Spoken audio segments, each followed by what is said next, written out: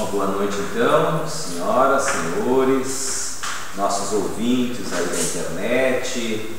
É com muito prazer, com muita alegria que mais uma vez nos encontramos aqui na Sociedade Espírita Francisco de Monte Alverne, junto a corações queridos, para que nós possamos continuar o nosso aprendizado, o nosso estudo em torno da doutrina dos Espíritos, buscando esses esclarecimentos que são tão necessários aos nossos enfrentamentos diários, as nossas grandes situações que envolvem aprendizados, às vezes os mais duros, os mais difíceis da nossa vida.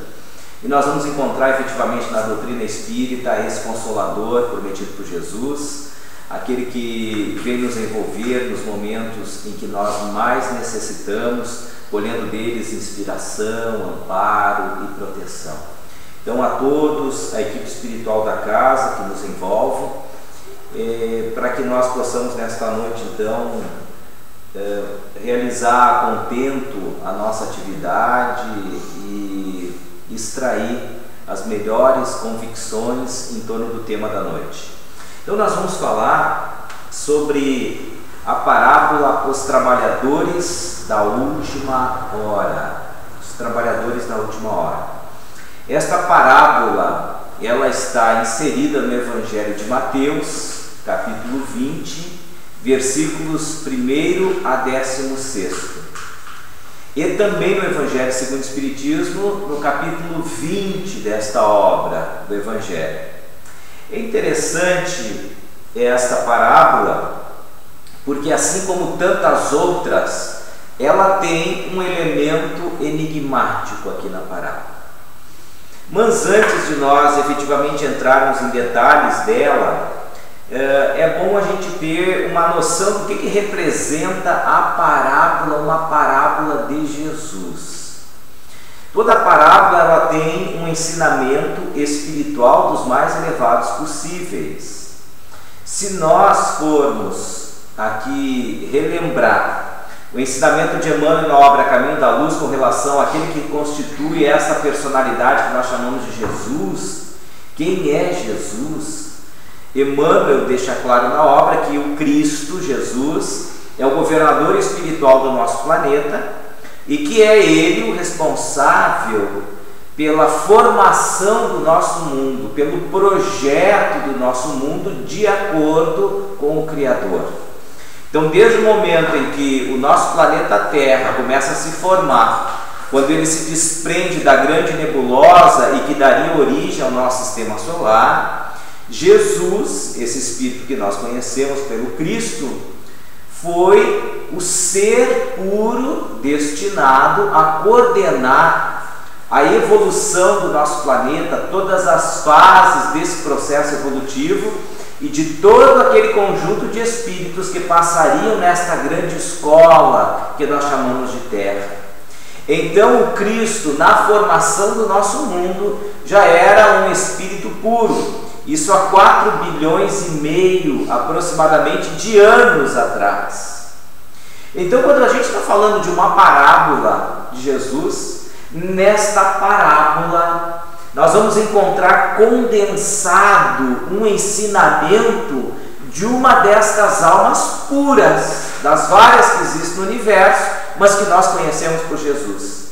Então Jesus não é um ser que nasceu há quase 2000 anos atrás, mas é um ser que a sua origem está tão distante do nosso conhecimento que nós não temos condições de avaliar, porque ele já era um espírito puro no momento que a Terra começa a se formar há 4,5 bilhões de anos atrás. Então, cada palavra, cada ensinamento de Jesus, ele encerra uma experiência enorme para todos nós. É a mesma coisa que nós pegássemos hoje uma orientação de alguém dentro de uma determinada área que é extremamente estudada naquela área. Tem um largo caminho, uma larga folha de serviços prestados naquela atividade. E quando a gente vai se valer desta informação desta pessoa, a gente se vale da experiência dela, de todo o conjunto que representa hoje o seu conhecimento ao longo dos anos que gerou todo o conhecimento que essa pessoa tem. Nos dias de hoje, a gente chama, pelo menos essas pessoas que vão nos orientar sobre determinadas áreas da nossa vida, nós chamamos de consultores, não é isso? Consultores. E a gente vai contratar um consultor olhando o seu currículo. A gente vai abrir um determinado comércio, a gente vai se valer de informações daqueles que têm experiência no comércio, que vão nos orientar com relação àqueles primeiros passos que nós vamos dar na execução daquele projeto nosso na área do comércio. Então alguém vai nos orientar como é que a gente vai tratar os nossos consumidores, como é que deve ser a forma da gente se apresentar, o layout do nosso estabelecimento, a cor da parede, o formato dos móveis. Eles vão olhar para nós detalhes. Se deve ter verde, uma planta, tudo eles vão nos orientar para que a gente possa prestar um bom serviço, para que a gente não vá tateando e errando e esses erros nos custem muito. Então o consultor é aquela pessoa que detém um conhecimento que vai evitar prejuízos muito grandes na nossa vida. Quando nós estamos falando então de verdades espirituais, aqui nós nos referimos às parábolas que Jesus corresponde então para nós, este grande consultor espiritual. É como se nós estivéssemos ali ouvindo este consultor que tem, só dentro do tempo que a gente conhece, 4,5 bilhões a 5 bilhões de anos de experiência, com o Espírito puro. E é justamente esse ser de grande conhecimento, iluminação e amor que vai nos dar uma orientação segura para a nossa vida, para o nosso caminho de construção e elevação espiritual. Então uma parábola é um grande conjunto de informações nesta consultoria espiritual. Por isso que muitas vezes é difícil a gente extrair de uma parábola todo o manancial de informações desta parábola. Por quê? Porque ela muitas vezes vai nos faltar conhecimento para a gente poder aprofundar uma determinada lição do Cristo, porque ali está contido quantos? Milhares de anos de experiência. Para nós, a gente vai olhar um texto, é como a gente pegar um texto, vai olhar de acordo com o nível que a gente tem de cultura, a gente aprende mais ou menos do texto. A gente podemos estar em determinado estágio que a gente só consegue juntar as letras, mas talvez o texto, o conteúdo fica difícil para nós. A gente lê e não entende, não tem isso? Às vezes pessoas que pegam um texto, leem, elas leram todas as palavras, não erraram uma única palavra, mas não conseguem apreender o sentido daquele texto. São aquelas pessoas chamadas de analfabetos, que são funcionais. Ele sabe ler, mas ele não consegue extrair o significado. Talvez aquele conjunto de palavras ainda não faça parte do vocabulário comum dela. Então uma que outra palavra que foge do vocabulário comum, ela já perde o sentido e ela não tem a ideia de todo o contexto. Mas na medida em que a pessoa vai ganhando cultura, estudando, ela retorna para aquele texto e vai extraindo um pouco mais de informação, E assim vai na medida em que ela vai avançando. Com relação às parábolas do Cristo é a mesma coisa. Na medida em que nós vamos evoluindo espiritualmente, a gente se volta para a mesma parábola que a gente leu há 20, 30 anos atrás. Hoje a gente olha com outro conhecimento, a gente já consegue extrair um pouco mais. É como se fosse uma cebola que a gente vai tirando as camadas, as cascas. Então todas as parábolas, elas têm várias camadas. De acordo com a nossa concepção, a gente consegue abstrair ou retirar um pouco da informação e do ensinamento, talvez mais superficiais, e assim, na medida que o tempo vai passando, a gente vai explorando mais essas informações. Então a parábola é este elemento denso. E dizem os Espíritos que Jesus preferia trazer casos, uma história que muitas vezes é o fio condutor do pensamento do Cristo dentro desta consultoria espiritual. Ela é vertida através de uma história, porque a história a gente grava, porque a história a gente reconta ela com uma certa facilidade, embora a gente talvez leve um tempo para extrair todas as informações, mas ela não se perde. Então, o que mais chama a atenção muitas vezes nessas parábolas de Jesus é que na história tem um elemento enigmático, um elemento que nos faz ficar perplexos, que a gente duvida realmente de que ele tenha dito isso, de que esteja na história, que nos chame a atenção. Por quê? Isso é uma técnica. A técnica, se é uma história muito plana, sem nenhum altos e baixos, aquela história é uma história monótona, ela fica, a gente lê e fica ali meio divagando. Agora, quando é uma história que tem em parte dela algo que chama atenção, aquilo a gente, opa, mas vem cá, por que está escrito isso? Por que será que ele disse isso? Mas parece injusto isso. A gente começa a estudar. E isto é um elemento de provocação, para justamente a gente sair do lugar comum e procurar entender, decifrar. É um elemento enigmático, isso faz parte desta técnica de Jesus de nos passar esses ensinamentos espirituais. Pois então, vamos ver a parábola dos trabalhadores da última hora. Vou relembrar, praticamente todos nós conhecemos essa parábola. A parábola fala de um senhor que era proprietário de uma vinha, dono de uma vinha, que saiu à primeira hora para contratar trabalhadores para aquela vinha. Possivelmente, então, ele estava contratando trabalhadores para fazer a colheita da uva que iria ser usada depois na produção do vinho. Então ele chama trabalhadores para a sua vinha, porque a gente sabe que quando chega na hora da colheita, precisa um número muito maior de trabalhadores para tirar o fruto maduro na hora correta, para todo o processo de produção deste vinho. Então ele passa convidando trabalhadores, ele pega os trabalhadores na primeira hora. Toda a parábola é assim: na primeira hora, na terceira hora, na sexta hora, na nona hora e na 11ª hora.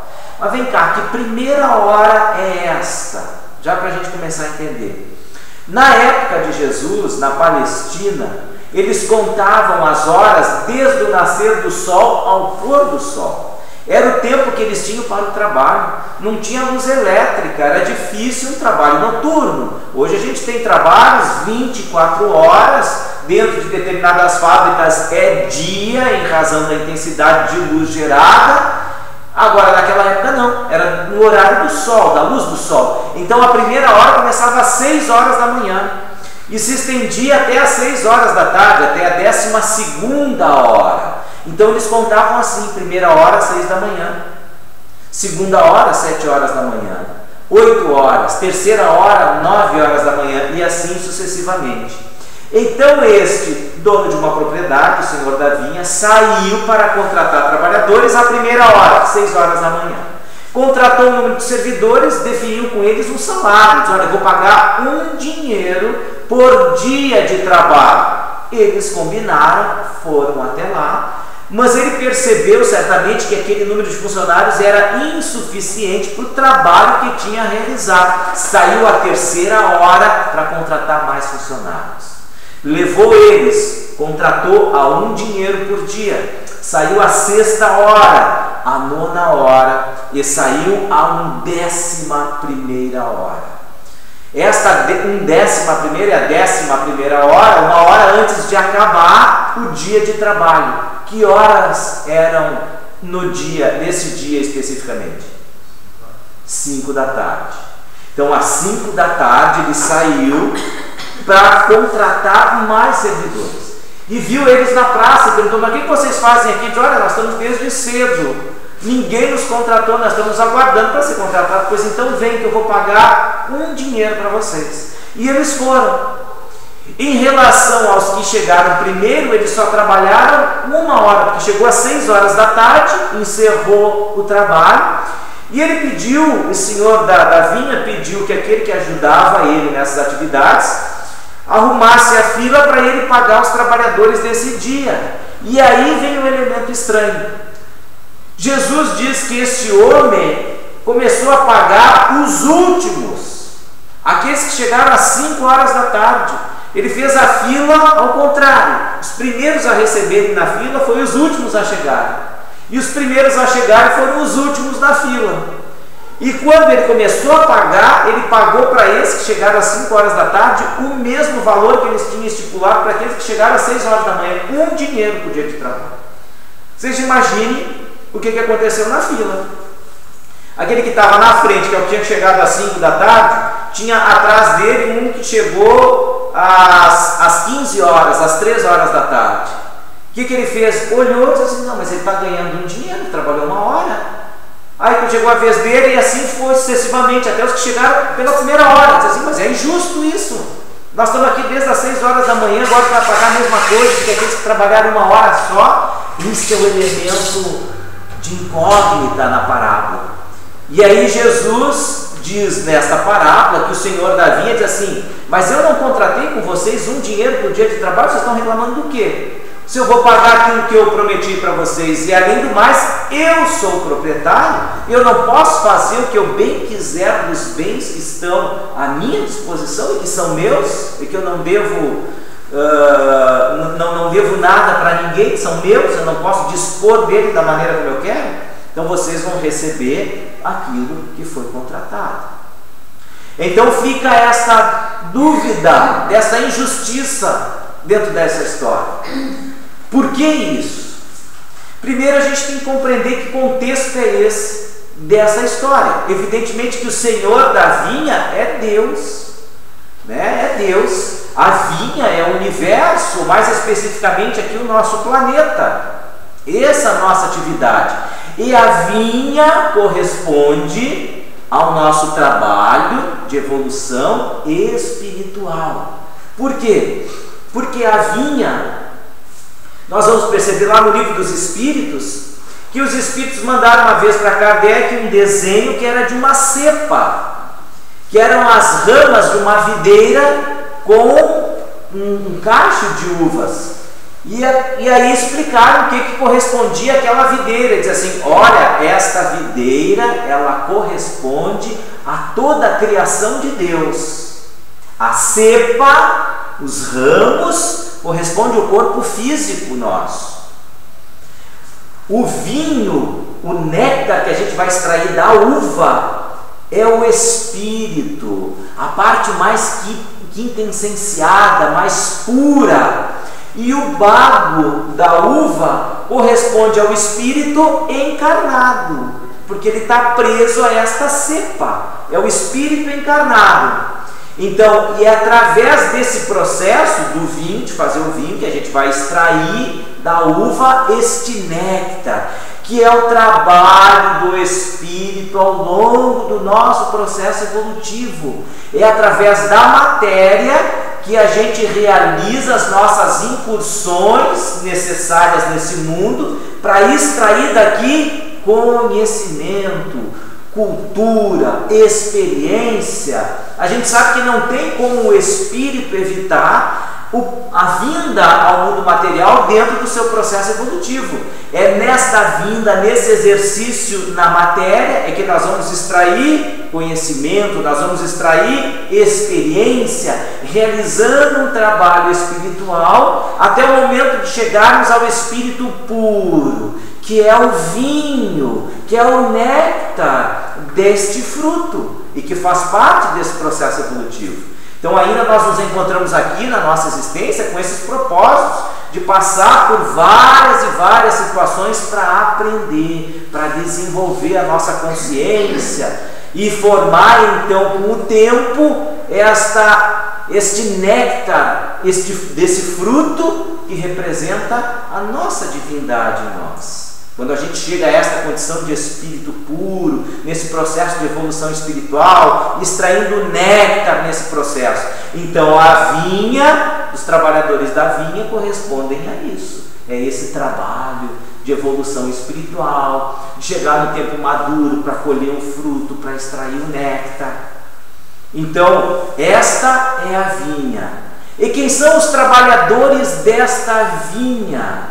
Porque além de ser também um trabalho individual, processo evolutivo, mas a gente também não desconsidera que a evolução também é uma evolução comum, social, do grupo, da humanidade.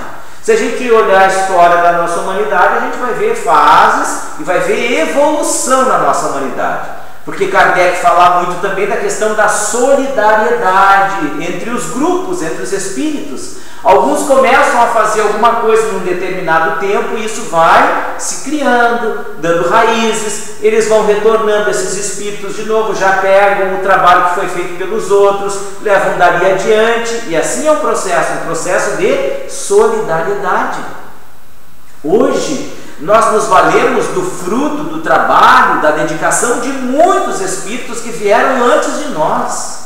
Hoje a gente tem uma facilidade tamanha na nossa vida que é fruto do trabalho de outros, ou que talvez tenha sido fruto de nosso próprio trabalho em determinados momentos, outros do nosso processo encarnatório. Hoje, por exemplo, a gente está aqui, nós estamos nos comunicando via internet, uma série de pessoas estão nos ouvindo. Em qualquer lugar do mundo é possível que isso aconteça. Mas como que isso aconteceu? Por quê? Porque uma série de outras pessoas antes de nós fizeram um estudo da divulgação, da propagação destas ondas sonoras através de meios eletromagnéticos, agora através da internet, que capta em tudo que é lugar. Então várias pessoas ajudaram-nos a nós termos uma determinada situação hoje agradável. É como se nós hoje, então hoje a gente tem a possibilidade de livros, está escrito aqui, a gente lê, isso se reproduz com maior facilidade. Tinha época que não era assim. Na época do Cristo era muito difícil que isso acontecesse, eram raros os documentos escritos, porque a tradição naquela época era uma tradição oral. Tanto que os apóstolos tiveram tanto quanto a facilidade de lembrar tudo que o Cristo falou e reproduziram, porque eles eram treinados em ouvir e guardar o que ouviam. Porque a gente não é treinado hoje, nos dias de hoje, para isso. Naquela época eu não podia escrever, as pessoas realmente prestavam atenção. Os dois ouvidos, a mente era voltada para prestar atenção no que a pessoa estava falando. E por quê? Porque os ensinamentos eram de geração para geração de forma oral. Sócrates não deixou nada escrito. A tradição naquela época era a tradição oral. As pessoas prestavam muita atenção. Hoje não é tanto assim, não é? Hoje a gente vai para uma sala de aula com um gravador, deixa ali gravando, entra no celular, não está prestando atenção em nada do que o professor muitas vezes está dizendo. A gente está noutra vibe, né? noutra zona, noutra faixa. Deixa gravar, depois eu vou ouvir, não é assim?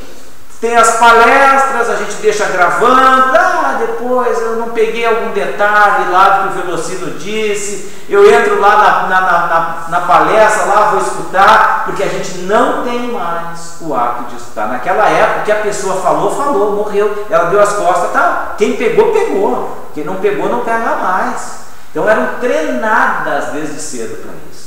Então a tradição era uma tradição oral, mas hoje não, por quê? Porque são trabalhos de pessoas que vai ajudando a gente hoje ter uma outra, a gente está num outro patamar, em termos até mesmo de conhecimento, de cultura.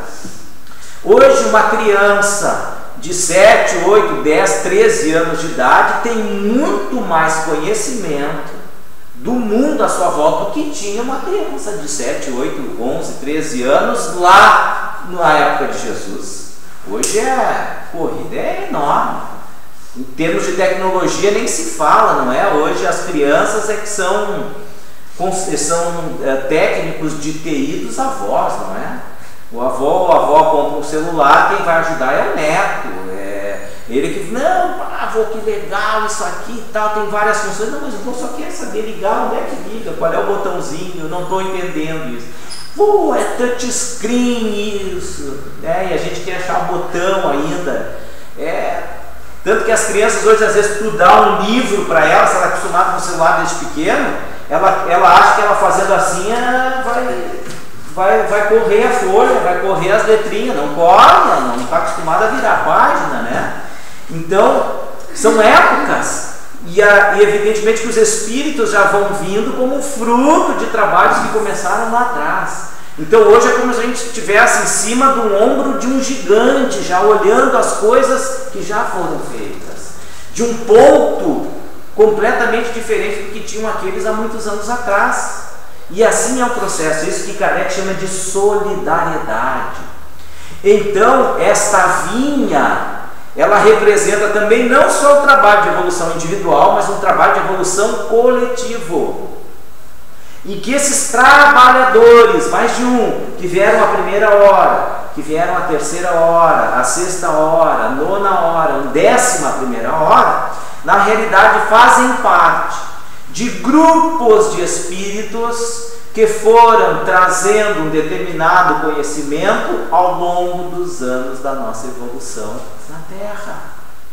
Esses trabalhadores são esses espíritos que fizeram o seu contributo, os seus esforços em determinado momento. E esta vinha é um processo de evolução também coletiva, uma evolução coletiva.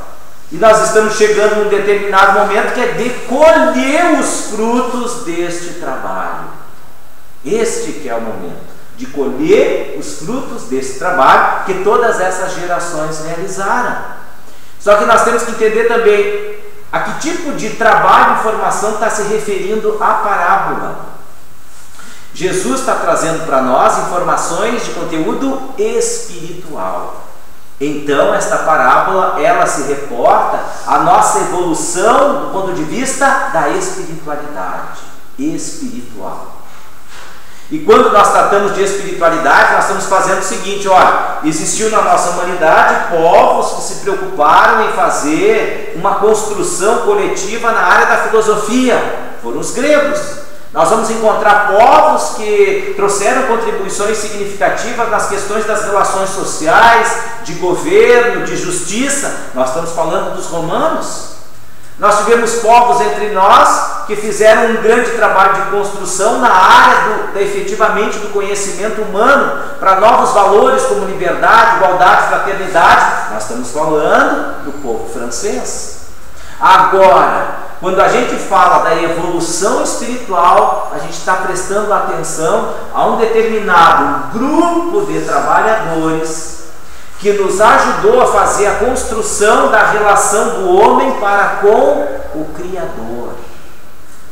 Nós estamos falando desse conjunto de homens, de pessoas que nos ajudaram a fazer e a amadurecer em nós esta relação do homem para com Deus. E os primeiros que nos ajudaram a moldar esta ideia deste Deus único foram os hebreus. Quando então Jesus está falando aqui dos trabalhadores da primeira hora, eram os profetas, os hebreus, Moisés e todos os profetas que nos ajudaram a começar a construir uma relação espiritual da criatura com o Criador. Porque vejam, é na forma como nós nos relacionamos com Deus que a gente se relaciona com o próximo.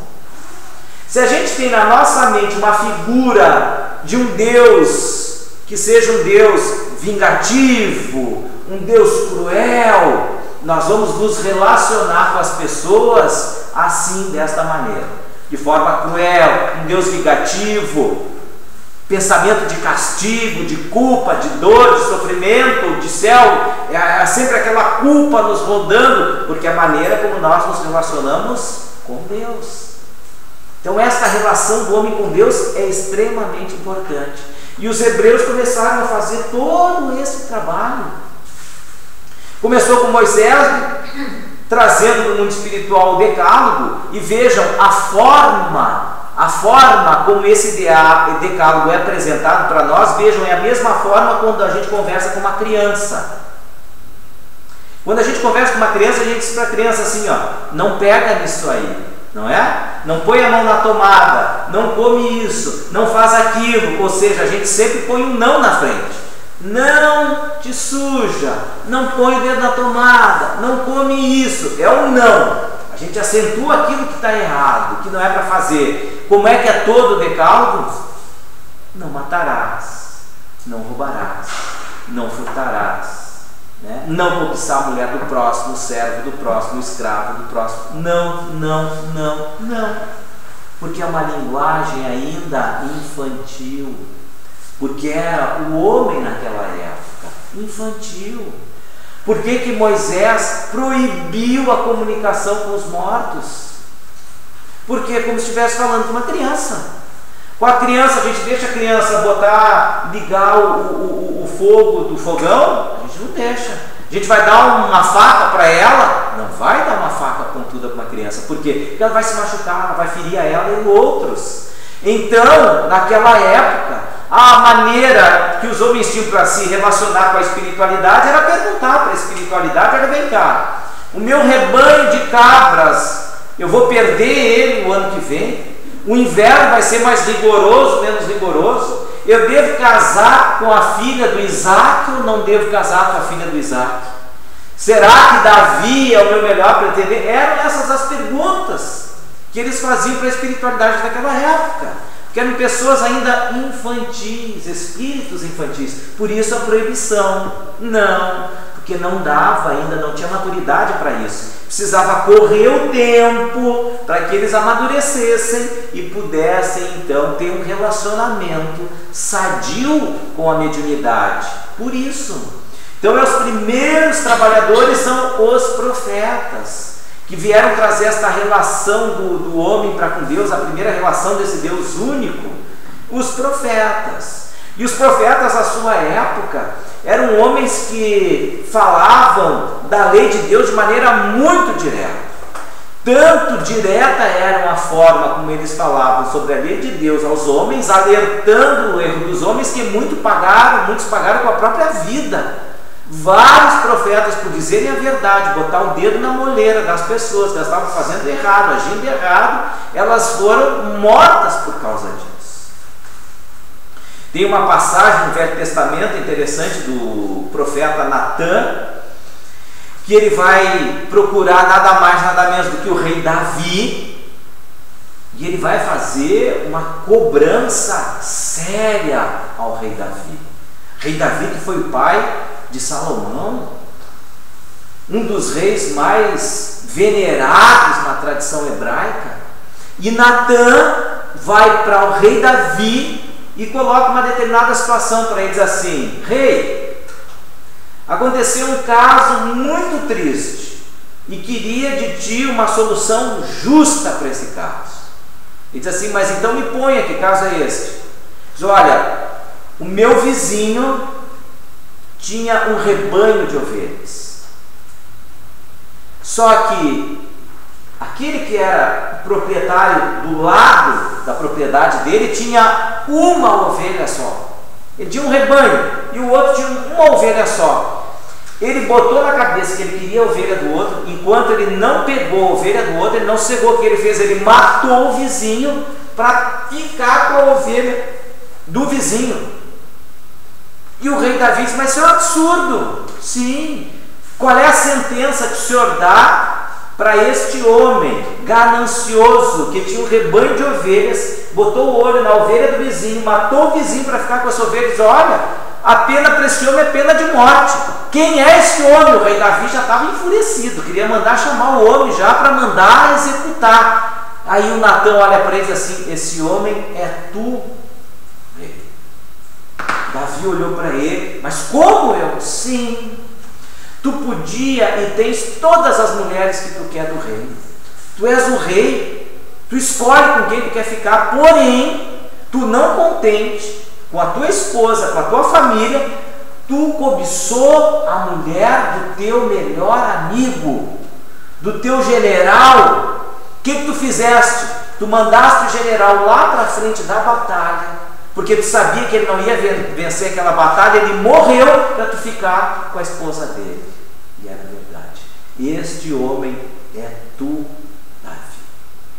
Olha só, botando o pescoço dele a prêmio, dizendo isso. Então os profetas vieram trazer a verdade, a lei divina, o cumprimento, o entendimento como era possível naquela época. Então os trabalhadores da primeira hora são estes. Depois os trabalhadores da segunda, da 10ª hora vem vindo. É um conjunto de pessoas, de grupos, que foram melhorando o conhecimento da relação do homem para com Deus, até que em determinado momento veio o próprio Cristo entre nós, para aprimorar esse entendimento, para dizer que a relação que a gente tem com Deus é uma relação de amor. Mas muitas das coisas que ele tinha dito naquela época, ele mesmo disse: olha, vocês não vão compreender, vai chegar um momento que voltará um Consolador prometido, que vos fará recordar muitas das coisas que vos tenho dito, e aí sim vocês vão entender muitas das outras coisas. Foi que então chega o momento do próprio Cristo estabelecer esse instante do Consolador prometido, que essa nossa relação de entendimento com relação ao universo, à vida, à espiritualidade, a Deus, se emancipasse, e é através então dos próprios Espíritos que vem trazer esta revelação. Então é uma revelação coletiva, não é de Kardec, são os próprios Espíritos que vem nos ajudar agora a interpretar até melhor esta parábola dos trabalhadores da última hora, da vinha da última hora. Por quê? Porque a gente só consegue compreender que aqueles que chegam por último vão ganhar a mesma coisa dos que chegaram primeiro, é se esses que são os últimos também estiveram lá junto aos primeiros. É um processo reencarnatório.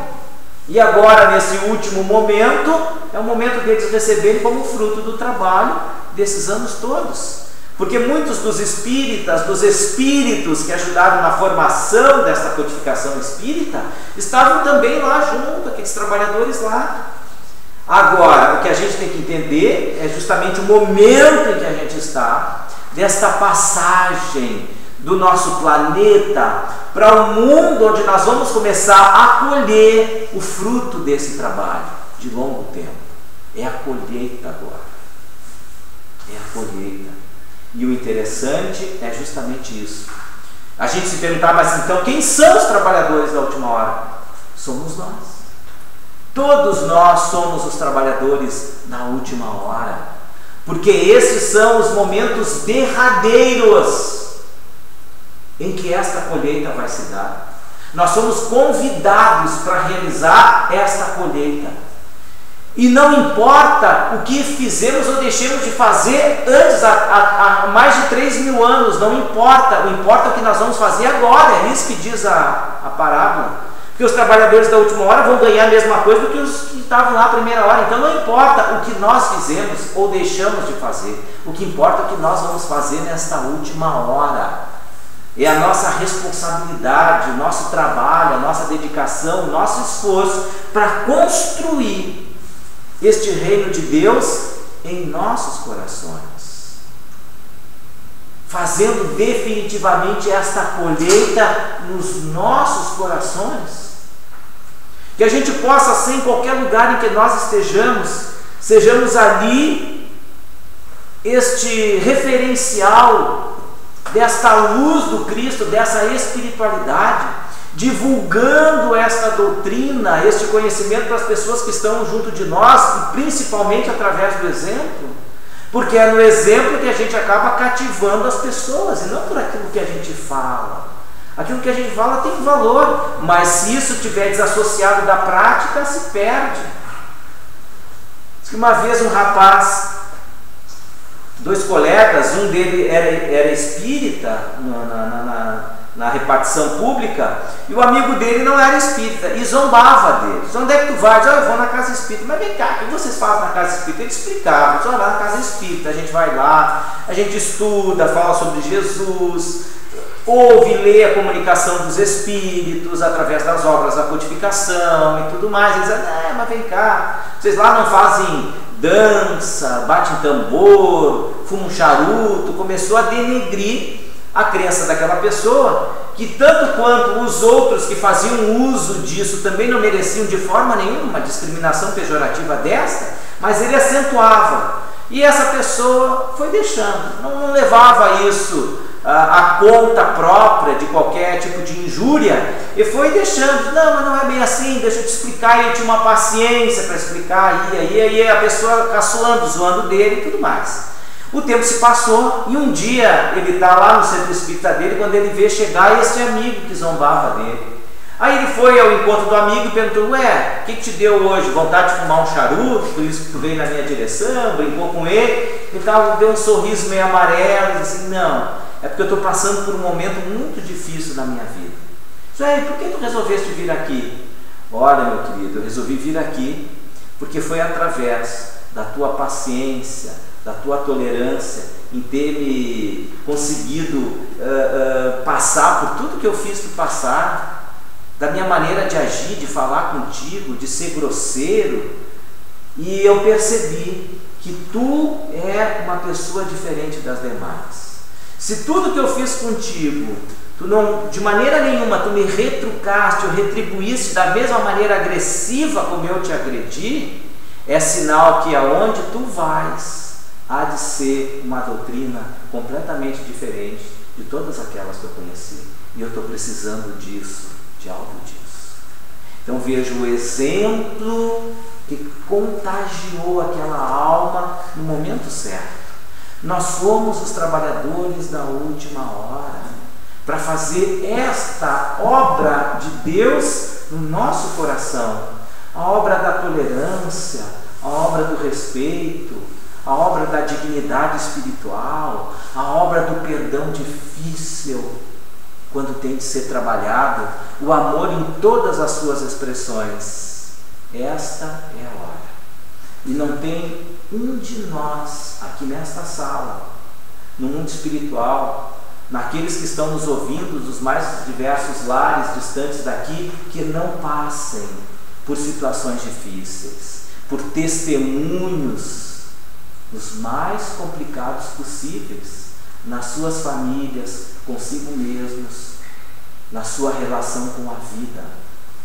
Porque agora a hora do testemunho é diferente daquele testemunho dos primeiros cristãos que eram imolados pelas chamas, atacados pelas feras.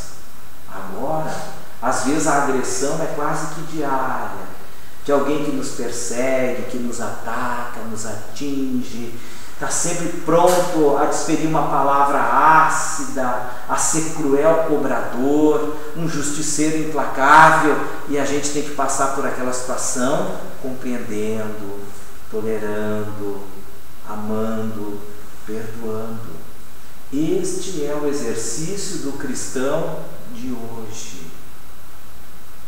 de dar sempre a outra face.